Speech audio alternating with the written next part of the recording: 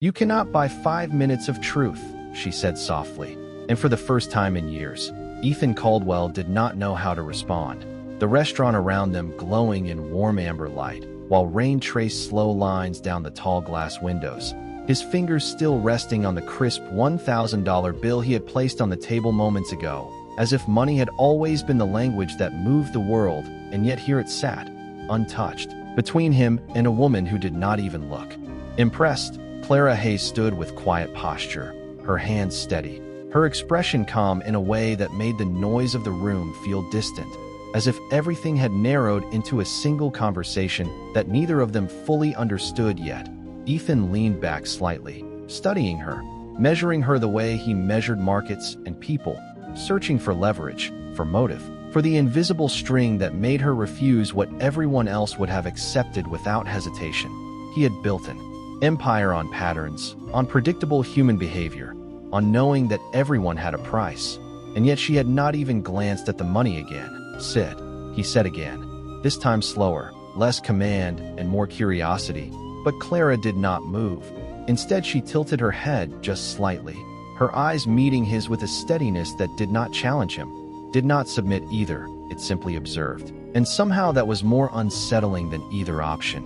"If I sit," she said, her voice low but clear, enough to cut through the background noise. "You do not interrupt." Ethan almost smiled. Almost, because no one spoke to him that way. Not in his world, not in boardrooms where silence followed his decisions, not in meetings where entire futures shifted with a single sentence from him. But here, in a place that smelled faintly of roasted coffee and rain-soaked pavement, something felt different, something felt unstructured, and that was enough to keep him there. "Fine," he said, gesturing to the chair across from him. Clara sat down slowly, not rushed, not hesitant, just deliberate, like someone who had already decided the outcome before the moment began. She did not touch the table immediately. Instead, she let the silence stretch, long enough for Ethan to notice it, long enough for him to shift slightly in his seat without realizing why. "You do not like silence," she said. And it was not a question. Ethan's brow tightened just a fraction. "I do not like wasting time," he replied. But even as he said it, the words felt less solid than they usually did. Clara nodded once, as if confirming something to herself. "Same thing," she said, and then she finally placed her hands on the table, fingers lightly touching the surface, grounded, present. While Ethan's gaze drifted briefly to his watch before he caught himself, she noticed. Of course she noticed. "What would you do?" he said, leaning forward slightly, trying to regain control of the direction. "If you had my life." The question hung between them, heavy with assumption, heavy with the belief that his life was something to aspire to, something to decode, something to admire. Clara did not answer immediately. She looked at him. Really looked. Not at the tailored suit, not at the watch that cost more than most people earned in a year, not at the posture of power he carried without thinking. She looked at the small things, the slight tension in his jaw, the way his fingers tapped once against the table before going still, the way his eyes flickered briefly toward the entrance every few seconds, as if expecting something or someone that never arrived. "I would not live it like you," she said finally, and the words did not rise, did not accuse. They simply landed, clean and quiet. And for a moment Ethan did not react, not because he did not understand, but because he did, too clearly. "You do not know anything about my life," he said, but the edge in his voice was softer than he intended. Clara did not argue. She did not defend. She simply continued. "You eat alone," she said, glancing briefly at the empty chair beside him. "You check your phone every few minutes, not because you are busy, but because you are waiting, and you look at your watch more than you look at people." Ethan's fingers stilled completely now, the subtle rhythm gone, replaced by a stillness that felt heavier. "That is not analysis," he said, but again, the certainty was not fully there. Clara gave the smallest shake of her head. "It is observation," she said, and then she leaned back slightly, giving space to the words that had already done their work. Ethan let out a breath he did not realize he had been holding, his mind moving quickly, trying to categorize, to place this interaction into something familiar, but it did not fit. It did not behave like negotiation, like strategy, like anything he had mastered before. "You think you have everything under control," Clara continued, her tone unchanged. But you build a life where no one tells you the truth. And that was the moment something shifted, not dramatically, not visibly to anyone else in the room, but inside. Something paused, like a machine missing a beat. Ethan's gaze dropped briefly to the table, to the untouched bill, to the reflection of the overhead light in the polished surface, and then back to her. "And you think you do?" he said, quieter now. Clara did not smile, did not claim anything. "No," she said, "I just do not need to be afraid of it." The rain outside grew heavier, the sound tapping gently against the glass, filling the silence that followed. Ethan leaned back again. But this time it was not control, it was distance, space to think, space to feel something he had not named in a long time. "Why are you doing this?" he asked after a moment, his voice steady but softer. Clara looked at the bill for the first time, then back at him. "I am not doing anything," she said. "You asked." And then she reached forward, not for the money, but for the cup of coffee that had long gone cold. She lifted it slightly, then set it back down. "And I do not sell honesty," she added. The words simple, final. Ethan watched her for a long moment, longer than was comfortable, longer than he would have allowed in any other situation. And then he did something he had not done in years. He did not speak. He let the silence stay.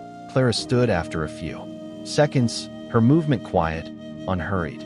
"Your coffee is cold," she said, almost as an afterthought, and then she turned, walking away without looking back, leaving the bill exactly where it was, leaving Ethan sitting there with something far more unfamiliar than rejection, something closer to awareness. He remained still, the noise of the restaurant slowly returning around him, the conversations, the clinking glasses, the distant hum of life continuing as if nothing had happened. But for him, something had. He reached for the bill, not to take it back, not to move it, just to feel it, to confirm that it still meant what it always had. And yet it felt lighter now, less certain. He let it go, his gaze drifting again to the window, to the rain, to the reflection that showed a man sitting alone in a room full of people. And for the first time, he did not check his watch, he did not reach for his phone. He simply sat there, letting the moment exist without trying to control it. And somewhere in that stillness, something began to change, not because she told him what to do, not because she gave him a plan or a strategy, but because she showed him something he had spent years avoiding. The truth did not come loudly. It did not demand attention. It arrived quietly, in a single conversation, in a few sentences that did not try to impress. And that was exactly why they stayed, long after she was gone, long after the coffee had gone cold, long after the rain had stopped. And as Ethan finally stood, leaving the bill behind on the table, untouched, he understood something in a way he never had before. Some things could not be bought, not time, not truth, and not the kind of clarity that only came when someone had nothing to gain from giving it to you. The next morning arrived without announcement, just a quiet shift in light as the city moved from gray to pale gold, and Ethan Caldwell stood in front of the floor-to-ceiling window of his office, the skyline stretching endlessly before him while his reflection hovered faintly over it. A man perfectly in place, and yet somehow out of alignment with everything he had built. His phone buzzed once on the glass desk behind him, then again, then a third time, notifications stacking up, meetings, waiting, decisions demanding his attention. But he did not turn immediately. Instead, his gaze lingered on the streets below where people moved, in small, purposeful patterns, each of them heading somewhere that mattered to them in ways he could not quantify. He finally walked back to the desk, picked up the phone, glanced at the screen, and then set it face down without unlocking it. A small action, almost insignificant, but unfamiliar enough to feel deliberate. The memory of the previous night sat quietly in the background of his mind, not loud, not intrusive, just present, like a question that had not yet been answered. He poured himself a cup of coffee from the machine beside his desk, took a sip, and immediately noticed it. The taste was precise, engineered, expensive, and completely forgettable. He set the cup down after one sip, the echo of a colder, simpler cup lingering somewhere else, somewhere that did not belong to this office. "You are early," a voice said from behind him, and Ethan turned to see Daniel Brooks, his chief financial officer, already holding a tablet filled with numbers and projections. Daniel's posture was efficient, his expression neutral in the way that came from years of working within systems that rewarded clarity and punished hesitation. "We have the board call in 20 minutes, Daniel continued, stepping closer. "And the Asia deal is still unstable. They are asking for revised terms after the press leak." Ethan nodded once, processing the information automatically, the way he always did. But something in the rhythm felt off, like he was hearing the words without fully stepping into them. "Reschedule the call," Ethan said, and Daniel blinked once, just once. But it was enough. "Reschedule," Daniel repeated, as if confirming he had heard correctly. "Yes," Ethan said, his tone calm, not defensive, just certain. Daniel hesitated for a fraction of a second before nodding and stepping back, already adjusting his plans. But the room held that hesitation for a moment longer. Like a ripple that had not yet settled, Ethan walked back to the window, his hands resting lightly in his pockets. "Cancel the press response as well," he added without turning. Daniel stopped mid-step. "Cancel it," he repeated again, slower this time. "We spent 2 days preparing that statement," Daniel said carefully, not challenging, but clearly unsure. Ethan exhaled quietly, his eyes still on the city. "That is exactly why," he replied, and for the first time in a long time, he did not feel the need to explain further. Daniel left the room a moment later, the door closing softly behind him, and the silence that followed was not empty. It was intentional. Ethan stood there for another minute before finally turning away from the window, grabbing his coat, and heading toward the elevator. Without informing anyone else, without checking his schedule, without asking for permission from the version of himself that would have questioned every deviation, the elevator ride was smooth, quiet, reflective, and by the time the doors opened to the lobby, he had already made a decision that did not fit into any strategy he had ever used before. He stepped outside, the air crisp, the city alive. And for a moment, he simply stood there, not moving, not rushing, just letting the environment exist without trying to bend it to his pace. And then he started walking, not toward a meeting, not toward an obligation, but toward something far less defined. The diner was exactly where it had been the night before, unchanged, unremarkable to anyone passing by. And yet to him it felt different now, not because it had changed, but because he had. He pushed the door open, the small bell above it chiming softly, and the familiar scent of coffee and quiet conversation greeted him like something that did not need to prove its value. Clara Hayes was already there, moving between tables with the same steady rhythm, the same calm presence that did not draw attention and yet could not be ignored once noticed. She saw him almost immediately, not surprised, not curious, just aware, and she walked over without urgency. "You came back," she said simply. Ethan nodded once, his hands resting lightly on the back of a chair before he sat down. "I had a question," he said, and she tilted her head slightly, waiting. "Why did you not take the money?" he continued, the question direct, but no longer carrying the weight of assumption it had the night before. Clara glanced briefly at the table, then back at him. "Because you were not asking for what you thought you were asking for," she said. Ethan leaned back slightly, considering that. "And what was I asking for?" he said. Clara did not answer immediately. She let the silence return, not as a tactic, but as space. "You were asking for someone to confirm what you already believe," she said finally. "And I do not do that."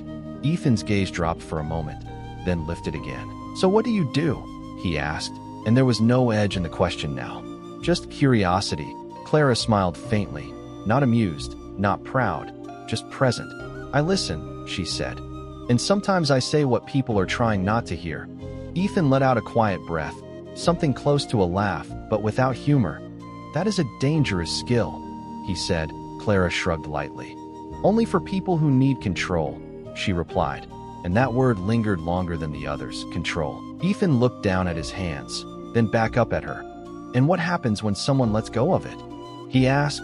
Clara studied him for a moment, not judging, not analyzing, just seeing. "They find out who they are without it," she said, and the simplicity of that answer was what made it difficult. Ethan nodded slowly, absorbing it, not resisting, not dismissing, just allowing it to exist alongside everything else he had built. "And if they do not like what they find," he added, quieter now. Clara's expression softened just slightly. "Then they finally have a reason to change it," she said. "And There was no triumph in her voice, no sense of teaching or winning, just a quiet truth that did not need to be emphasized. Ethan sat there for a moment longer, the noise of the diner moving around them, the world continuing as it always did, but something within that moment felt anchored, real in a way that did not rely on outcome or validation. "Coffee," Clara said after a moment, reaching for a cup. Ethan hesitated for a fraction of a second, then nodded. "Yes," he said, and as she walked away to bring it, he realized something small but undeniable. For the first time in a very long time, he was not waiting for the next thing to happen. He was simply there, and when she returned, placing the cup in front of him without ceremony, without expectation, he picked it up, took a sip, and this time he noticed it fully, not because it was better, not because it was special, but because he was paying attention, and somewhere in that quiet shift, something continued to change, not loudly, not dramatically, but steadily, like a life adjusting its direction by just a few degrees, enough to arrive somewhere entirely different over time. And as Ethan set the cup back down, his phone remained untouched in his pocket, his watch unnoticed on his wrist, and the conversation that had started the night before was no longer about proving anything. It was about understanding something that could not be bought, only seen when someone chose to look. Days passed, but the conversation did not fade. It settled instead, like something placed carefully in the center of his thoughts, not demanding attention yet impossible to ignore. And Ethan Caldwell found himself noticing things he had filtered out for years, the way people paused before speaking to him, the way they adjusted their words mid-sentence, the way every answer seemed shaped not by truth but by expectation. It was subtle, almost invisible at first, but once seen, it could not be unseen. And that was when the discomfort began, not loud, not disruptive, just present, a quiet friction between what was said and what was real. He sat in a meeting room surrounded by executives, numbers projected across the wall, strategies laid out in precise language, and yet something felt incomplete. "We are aligned," one of them said, nodding slightly as if agreement had already been decided. Ethan watched him for a moment, longer than usual. "Are we?" he asked, and the room shifted, not dramatically, but enough. A few glances exchanged, a brief hesitation before someone responded. "Of course," another voice added quickly. "The plan is solid." Ethan leaned back slightly, his fingers resting still on the table. "Then why does it feel rehearsed?" he said, and silence followed. Not the productive kind, not the respectful kind, but the kind that came when people were unsure how to respond without stepping outside the expected lines. He did not push further. He did not need to. The question had already done its work. Later that afternoon, he canceled 2 more meetings, not out of impulse, but out of clarity. He walked out of the building again, the routine now slightly less foreign, and returned to the diner without announcing it to himself, without turning it into a plan. Clara Hayes was there again, as if time moved differently for her, steady, consistent, unaffected by the urgency that defined his world. She noticed him the same way she had before, without surprise, without emphasis, just awareness. "You look different," she said as she approached, placing a glass of water in front of him before he asked. Ethan glanced at the reflection in the surface of the glass, then back at her. "I am noticing things," he said, and it was not a performance, not a statement meant to impress, just a simple acknowledgement. Clara nodded once. "That usually happens," she replied. Ethan leaned forward slightly, his hands loosely folded. "It is uncomfortable," he admitted, and the honesty in that admission lingered longer than the words themselves. Clara rested one hand lightly against the back of the chair across from him, not sitting this time, just present. "It should be," she said. "Comfort does not change anything." Ethan let out a quiet breath, something between agreement and resignation. "Everyone around me," he continued slowly, choosing his words with more care than he ever had before. "They say the right things, but they do not mean them." Clara tilted her head slightly. "Or they mean what they think you want them to mean," she corrected gently. Ethan nodded once. "How do you tell the difference?" he asked. And this time there was no hesitation in the question, no attempt to control the direction, just genuine curiosity. Clara considered him for a moment, then said, "You listen to what they avoid." Ethan's brow tightened slightly. "Avoid?" he repeated. Clara nodded. Truth does not hide in what people say, it hides in what they do not, she said, and the simplicity of it made it feel almost obvious.